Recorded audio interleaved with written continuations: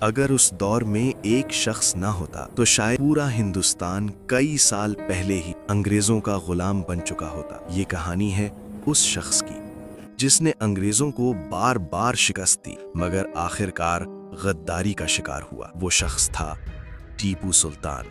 18ویں صدی کا Hindustan East India company صرف تجارت نہیں کر رہی تھی، وہ حکومت کرنا چاہتی تھی۔ بنگال فتح ہو چکا تھا، مرہٹے کمزور ہو رہے تھے، نواب بکھر چکے تھے، لیکن جنوبی ہندوستان میں میسور ایک مضبوط قلعہ بنا ہوا تھا اور اس قلعے کا محافظ تھا ٹیپو سلطان۔ ٹیپو سلطان نواب حیدر علی کا بیٹا تھا۔ بچپن سے ہی اسے یہ سکھایا گیا تھا کہ انگریز دوست نہیں دشمن ہے۔ ٹیپو سلطان نے فرانسیسی ماہرین سے فوجی ٹریننگ لی، جدید ہتھیار بنوائے اور ایک پروفیشنل آرمی تیار کی۔ وہ پہلا حکمران تھا جس نے راکٹ بریگیڈ بنائی۔ یہ راکٹ انگریز فوج پر قیامت بن کر گرتے تھے۔ جب انگریزوں نے میسور کی سرحدوں کو چھیڑا تو ٹیپو سلطان نے براہ راست حملہ کیا۔ اس جنگ میں انگریز بری طرح گھبرا گئے۔ میسور کی فوج تیزی، نظم و ضبط اور جدید ہتھیاروں میں انگریزوں سے آگے تھی۔ یہ پہلا موقع تھا جب انگریزوں نے محسوس کیا یہ عام بادشاہ نہیں،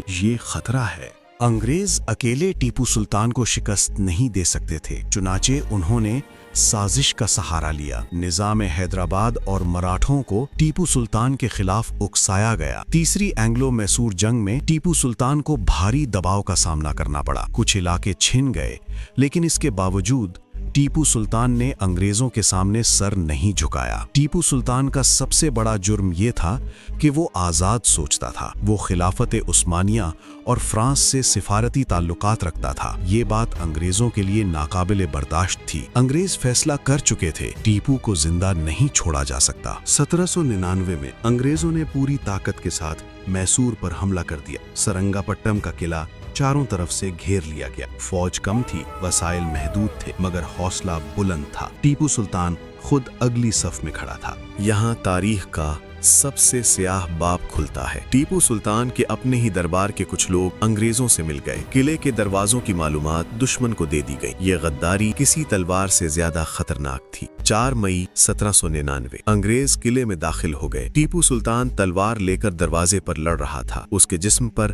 زخموں کے نشان تھے۔ ایک گولی لگی، پھر دوسری، لیکن وہ پیچھے نہیں ہٹا۔ آخرکار وہ زمین پر گرا اور شہید ہو گیا۔ جب انگریزوں نے لاش دیکھی تو ایک لمحے کے لیے خاموشی چھا گئی۔ ایک جنرل نے کہا، اب ہندوستان واقعی ہمارے قابو میں آ گیا ہے، لیکن وہ غلط تھے۔ ٹیپو سلطان مر گیا، مگر خوف انگریزوں کے دل میں چھوڑ گیا۔ اس کی جدوجہد آگے چل کر 1857 کی جنگ میں نظر آئی۔ آج بھی جب ظلم کے خلاف کھڑا ہونے کی بات ہوتی ہے، ٹیپو سلطان یاد آتا ہے۔